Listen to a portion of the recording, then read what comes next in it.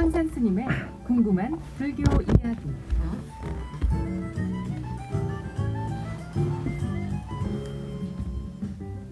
이 시간 황용사 주지 황산 스님과 함께합니다.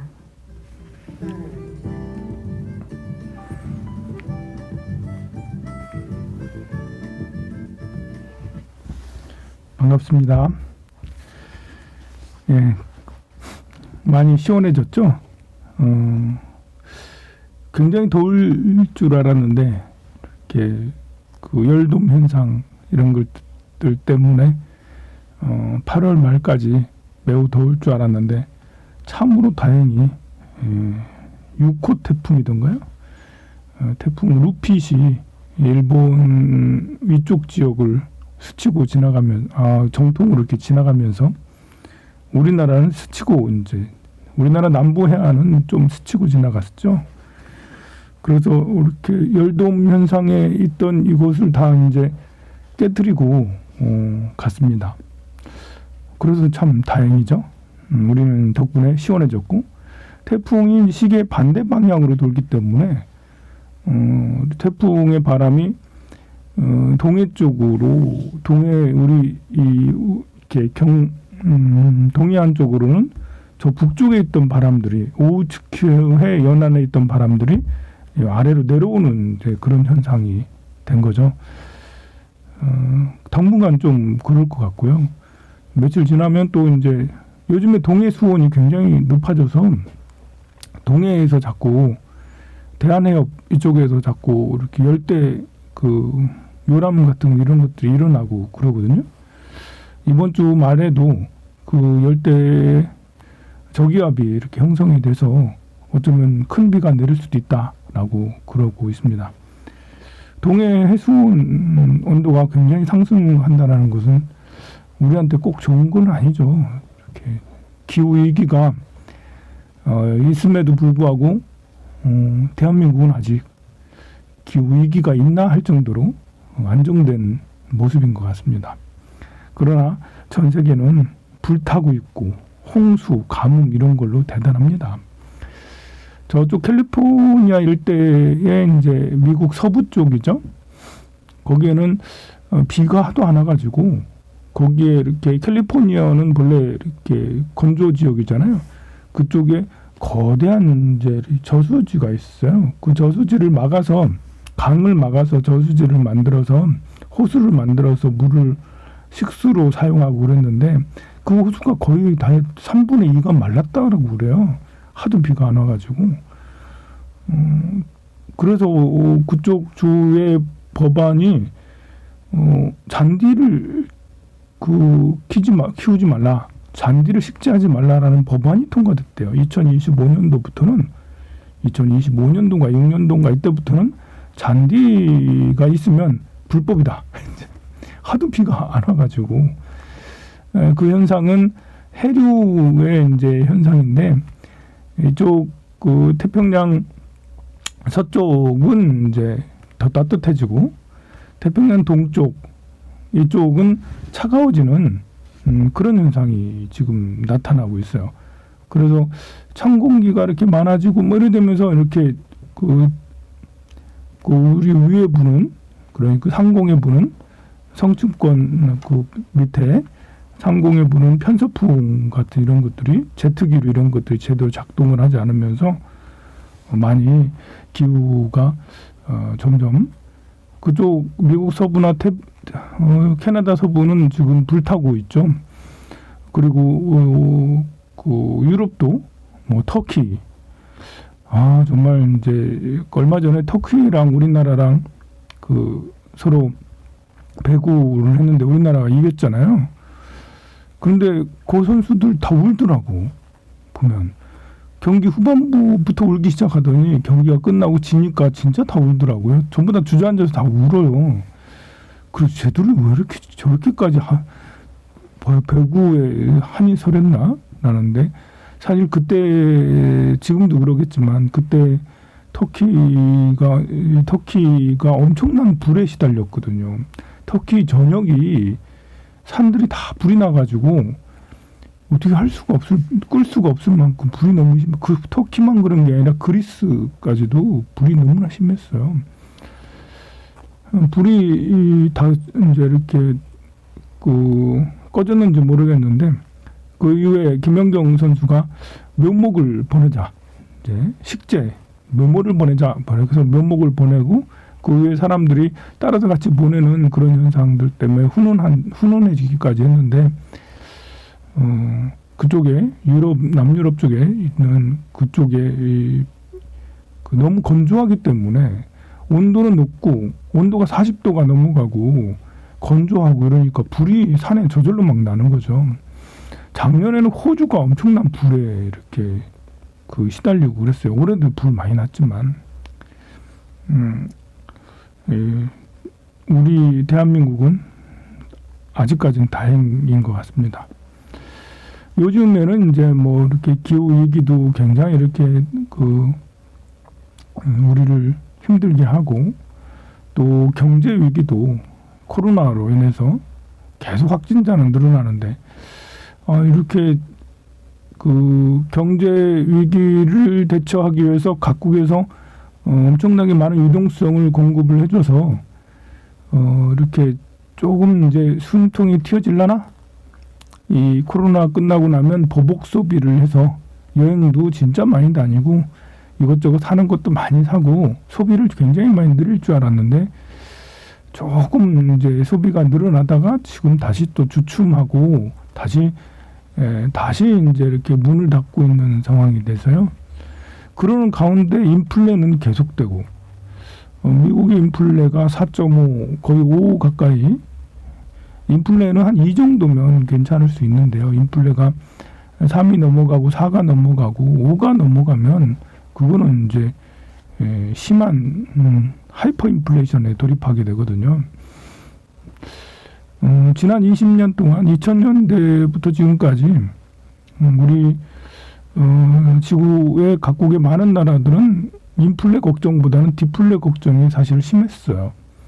그래서 조금이라도 인플레 좀 생겼으면 좋겠다. 서민들은 안 그렇죠.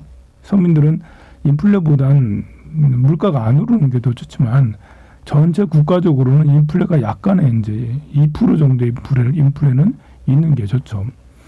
인플레라는 것은 이제 돈의 가격이 싸지는 거잖아요. 물가가 올라지니까 돈의 가치가 하락이 되는 거예요. 빚이 많은 사람은 좋겠네요. 빚이 많은 사람은 돈의 가치가 하락이 되니까 이렇게 그 빚을 갚기가 훨씬 더 해가 지나면 지날수록 더 좋아지겠지만 그것도 수입이 있는 사람한테는 해당이 되는 거고 수입이 없는 사람한테는 그것도 이렇게 물 건너 산 구경하듯이 남보듯이 할 수밖에 없는 것이죠. 그래서 경제적으로도 인플레 위기가 점점 다가오는 게 아니냐. 사실 우리나라는 아직 인플레가 이제 그렇게 심하지는 않고 2.5 정도 돼요.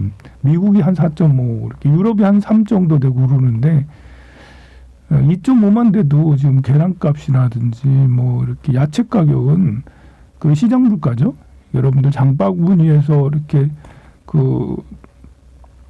시장에 가서 이렇게 장바구니를 좀 사면 너무 정말 많이 올랐다라는 걸 알 수가 있어요.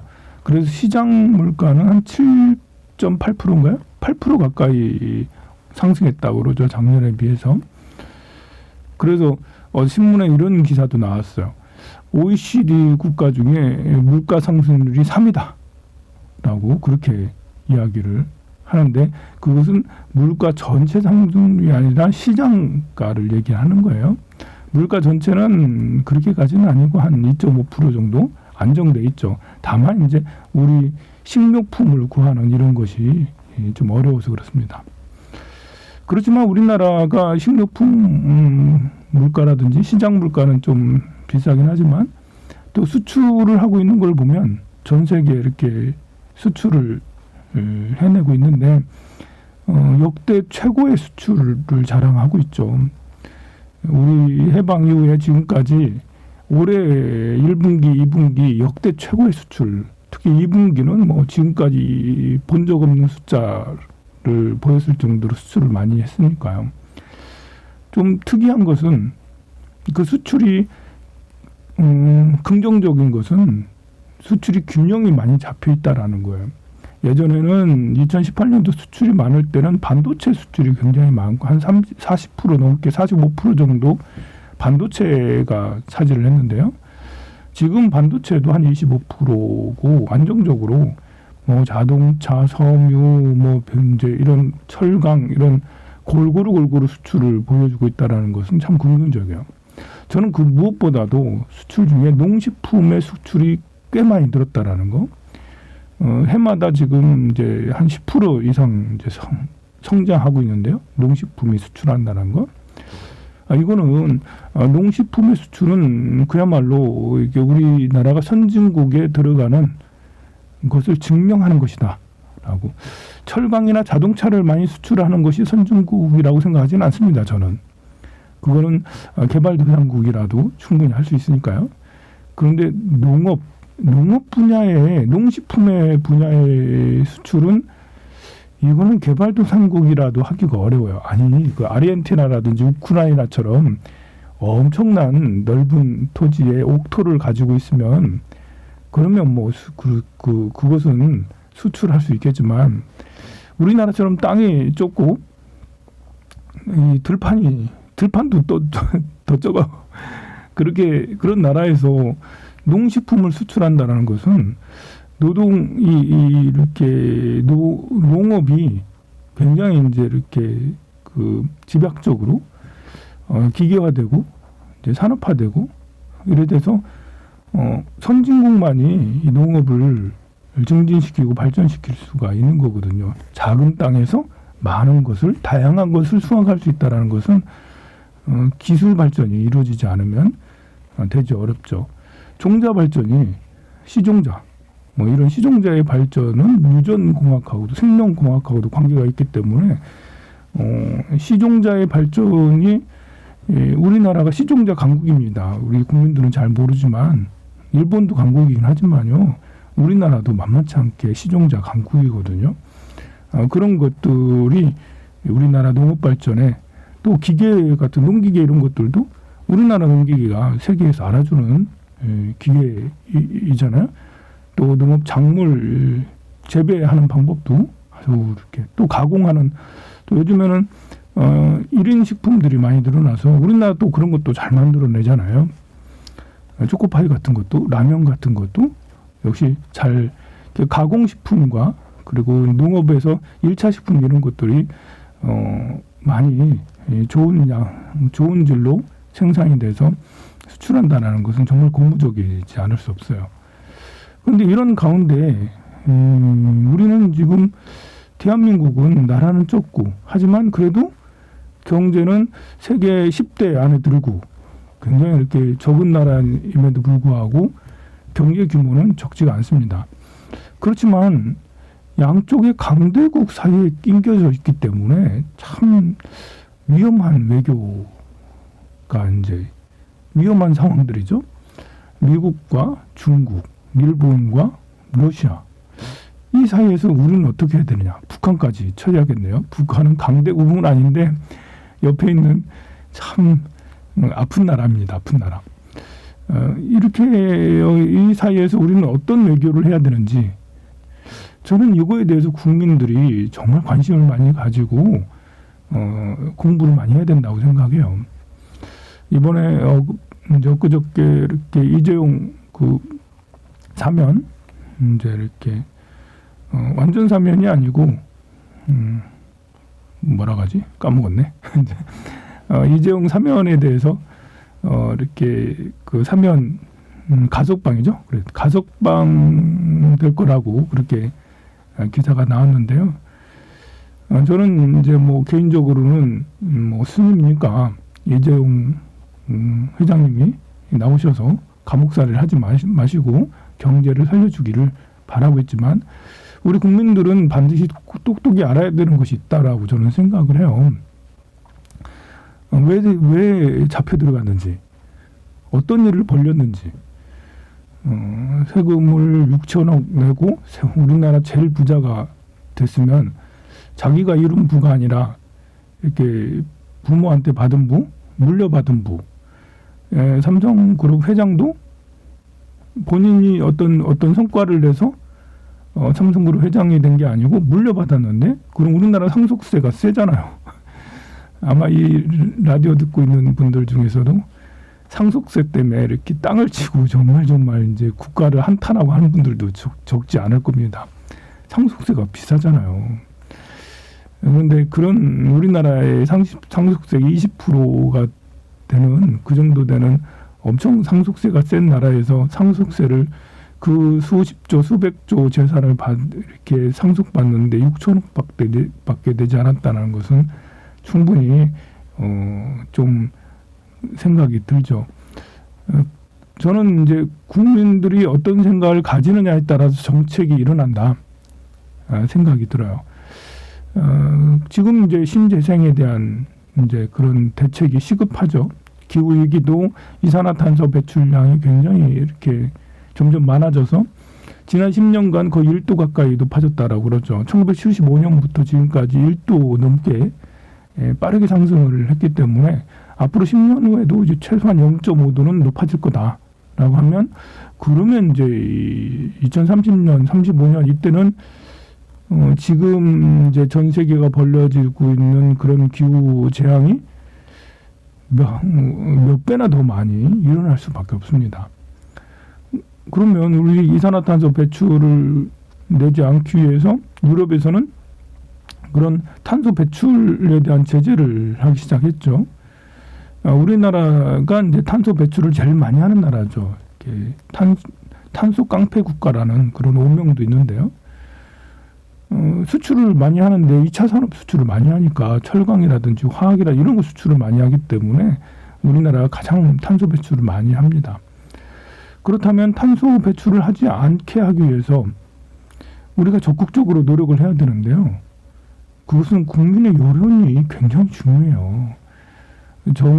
정치가들이 뭐 이번에 대통령 후보들이 나오셔서 뭐 열띤 토론도 하고 그러는데 국민들이 모두 다 이건 굉장히 시급한 거다. 탄소 배출을 줄이기 위해서 어떠한 노력을 해야 된다라는 것들을 국민들이 많이 안다면, 그러면 이 대통령 후보들이 앞을 다투어서 이렇게 어떻게 하겠다, 뭐 이렇게 풍력을 뭐 어떻게 하겠다, 태양광을 뭐 어떻게 하겠다, 수소를 어떻게 하겠다, 뭐 지열 발전을 뭐 어떻게 하겠다, 어떤 에너지에 대한 이런 것들에 대한 정책이 쏟아져 나오고, 또 에너지 정책들이 빨리빨리 진행이 되고, 울산 이쪽에 강동 앞바다의 풍력단지 2025년까지 얼마큼 하겠다라는 30조 원의 이런 그 거대한 이제 금액이 투입될 거라고 그렇게 돼 있는데, 지금 국회에서는 거기에 관련된 법이 몇 달째 지금 계류되고 있거든요. 지금 그럴 상황이 아니거든요. 5년 이내에 울산에 있는 모든 전력을 그렇게 친환경적으로 바뀌지 않는다면, 뭐 기후 위기를 떠나서 경제 위기도, 탄소 배출권 이런 것들 때문에 경제 위기도 생기고, 탄소세죠 이런 것 때문에 경제 위기까지도 생길 수가 있습니다. 그렇다면 비용이 얼마나 들든지 빨리 이제 이렇게 노력을 해서 진척을 빨리빨리 시켜서 5년 이내에 빨리 만들어야 되겠죠. 이것도 역시 국민들이 알아야 되는 겁니다. 미중 갈등은 굉장히 심각한 문제예요. 사실은요. 미국의 그레이엄 앨리스라는 이제 하버드 대학 교수가요, 한 3년쯤 전에 예정된 전쟁이라는 책을 펴냈어요. 거기에서 그 사람은 이렇게 말하죠. 하버드대에서 투키디데스 함정이라는 그런 프로젝트를 진행을 했다라고 그래요. 그것은 현재 패권국과 신흥 강국에 대한 연구였어요. 투키디데스라는 사람은 이제 고대 그리스 사람이고요. 그 사람이 역사가입니다. 역사책을 지었는데, 어떤 책을 지었냐면 페르시아하고 아테네가 서로 전쟁하는 페르시아 아테네 전쟁사를 쓴 분이죠. 같은 동기간에 이제 헤로도토스라는 사람은 페르시아하고 아테네 그리스 지역하고 서로 전쟁하는 전쟁사를 썼고요. 그게 이제 기원전 400년 이전이니까요. 우리 동양에서는 가장 오래된 역사 수책은 사마천의 사기입니다. 사마천의 사기보다도 한 300여 년 훨씬 더 일찍 쓰여진 책이죠. 대한민국에 이제 우리 역사책으로 제일 오래된 건 삼국유사예요. 삼국유사는 사실 좀 약간 부끄럽긴 한데요. 우리가 사실은 문화 강국이긴 한데 삼국유사가 역사책으로 거의 처음이다. 그 이전도 있었겠지만 남아있는 게 그렇습니다.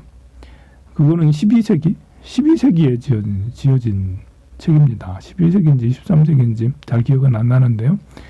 그렇게 차이가 엄청 많이 나는 아주 고대 그리스의 헤로도 고대 그리스의 투키디데스의 함정. 이것은 뭐냐면 패권국가 신흥강국가의 사이에서 어떤 일이 일어나고 있으며 그것을 어떻게 대응을 해야 되는지에 대한 연구였어요.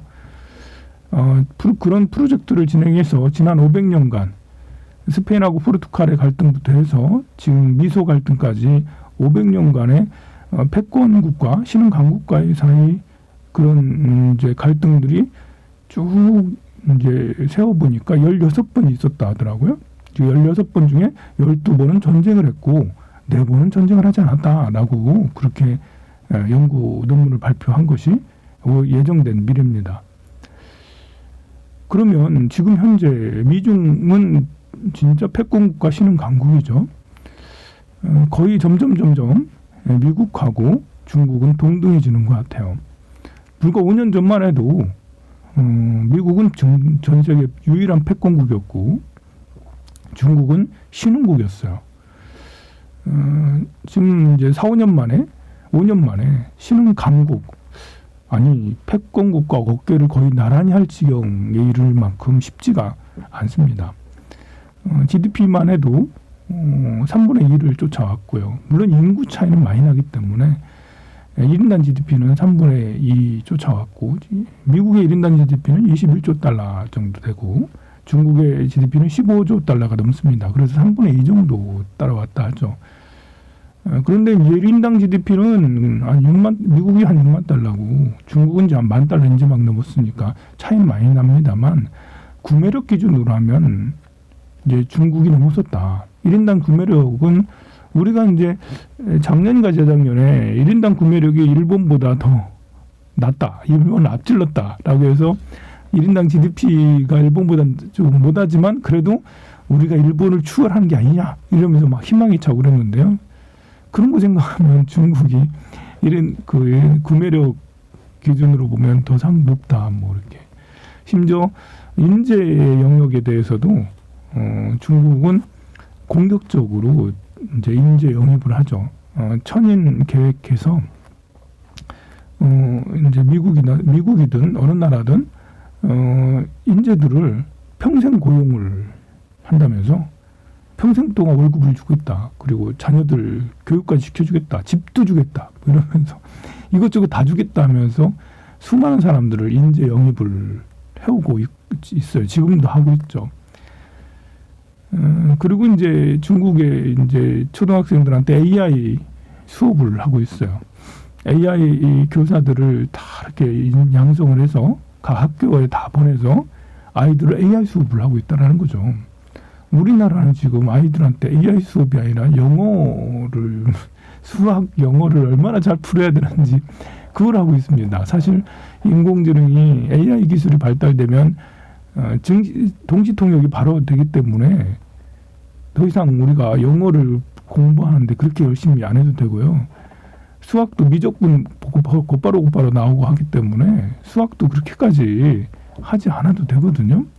그런 이제 인공지능을 다룰 수 있는 수업이 오히려 더 현실적인 텐데요. 중국은 그런 것들을 하고 있어요.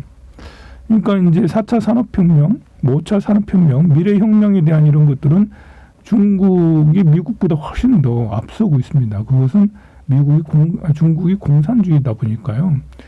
굵직굵직한 프로젝트를 무한한 이제 그 비용으로 막 쏟아붓고 있는 거죠. 미국이 이제 지원 국가가 된 것은 이제 전후 2차 세계대전 이후에 나홀로 청정, 소련이 있긴 했어도 경제적으로는 뭐 세계를 좌지우지했죠. 2차 세계대전 이후에 미국이 차지하는 세계 경제 그 비중이 한 30-40%, 40%에 육박하고 막 이랬으니까요. 지금은 이제 15%, 20%가 좀 안 되는 걸로 알고 있습니다. 그런데 그 당시 전후에 미국이 어떤 일을 했었냐면 마샬 정책을 했어요. 미국 국무장관 마셜이 이렇게 그 전후 복구를 해야 된다. 유럽에 원조를 하게 됐는데요. 그 원조 미국의 전후의 유럽 원조들 덕분에 독일이 그 약진에서 지금처럼 그 굉장히 강국이 됐죠. 프랑스도 영국도 그렇고 만약에 마샬 정책을 하지 않았다면 유럽이 지금처럼 이렇게 빨리 전후 복구되지 않았을 거예요. 그런데 지금 중국은 1대1로 정책을 하고 있거든요. 중국의 1대1로 정책은 이렇게 실크로드 지역을 따라가면서 거기에 있는 나라들에게 경제적 지원, 뭐 이렇게 SOC 사업을 해주죠. 도를 놔주고 철도를 놔주고 도시 재생을 해주고 어마어마한 차관을 빌려줘서 그 비용으로 지금 1대1로를 하고 있는데요. 그 비용이 옛날 미국이 마셜 정책을 했을 때보다 한 10배 이상 더 많은 환율을 그 당시 통화를 환산을 하더라도 한 10배 이상을 더 많은 비용을 써서 1대1로를 하고 있다라고 그러죠. 1대1로는 뭐 이렇게 부작용이 사실 많이 있습니다. 뭐 이렇게 오히려 중국에 대한 반정부 그런 반감을 갖게 하는 그런 정책도 많았기 때문에 거의 성공했다고 하기에는 좀 시간이 지나야지 평가받을 텐데요. 그러나 이런 노력들이 중국을 지금 G2 국가에서 미국하고 어깨를 동등히 하게 하는 그런 이제 걸로 성장하고 있다라는 거죠. 그런데 이 패권국과 신흥강국의 그 사이의 미묘한 갈등을 잘못 풀어내면 전쟁도 일어날 수 있고 잘 풀어낸다 하더라도 쉽지가 않다는 겁니다. 우리는 그 사이에 완전히 꺾여 있습니다. 일본은 그래도 그 사이에 꺾여 있지는 않고 오히려 이제 미국 쪽에 더 가까이 가 있습니다. 우리나라는 진짜 이제 우리나라가 친중이냐 친미냐 지금 그것 따질 때가 아니라는 거죠. 친미냐 친중이 중요한 게 아니고요. 미국이 전후에 이제 우리 한국전 뭐 2차 세계대전 후 한국전 후 우리나라를 살려준 건 맞아요. 우리나라를 경제 발전시켜줬고 일본도 경제 발전시켜줬죠. 미국은 여러 나라를 대만도 이제 미국이 그렇게 해주고 여러 나라를 그렇게 해서 그 민주화를 하고 성장토록 했는 건 맞지만요. 또 우리가 또 어떤 그 관계에 대한 은혜는 잊지 말아야 되겠지만 또 국제 관계는 또 다른 것이기 때문에 우리 국민들이 이런 좀 지나간 이야기지만 그레이엄 멜리스의 이렇게 예정된 전쟁 뭐 이런 것들은 몇 년 좀 전에 발표된 거라서 좀 지나간 거지만 트럼프 대통령 시절에 했으니까요. 지금 바이든 시절에요. 트럼프 시절은 지났어요. 옛날 얘기예요.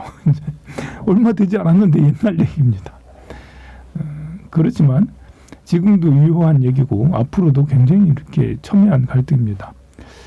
북한과의 관계도 이 미중 간의 갈등에서 새로운 국면을 맞이할 수 있죠. 갑자기 미국이 북한을 넌 우리 편 좀 해주지 않을래? 이렇게 해가지고 북한을 막 발전시킬 수도 있을지도 모르죠. 그건 어떻게 될지 아무도 모릅니다. 국제 정세는 예측하기 어렵고 금방금방 너무 빨리 변하기 때문에 어렵습니다만 그렇지만 준비는 예상은 다 하고 있어야 되겠죠. 그래서 우리 국민들이 더 많은 지식을 갖고 있어야지 정부가 현실적이고 좋은 정책을 쓸 수 있다라고 저는 생각을 합니다. 다행히 지금 날이 좀 시원해졌습니다만 언제 다시 뜨거워질 수 있고 언제 다시 폭우가 내릴 수 있고 태풍이 칠 수가 있습니다. 항상 태풍을 조심하고 또 더위와 추위를 조심하고 기후 이변을 준비하는 그런 대한민국이 되면 좋겠습니다. 성불하십시오.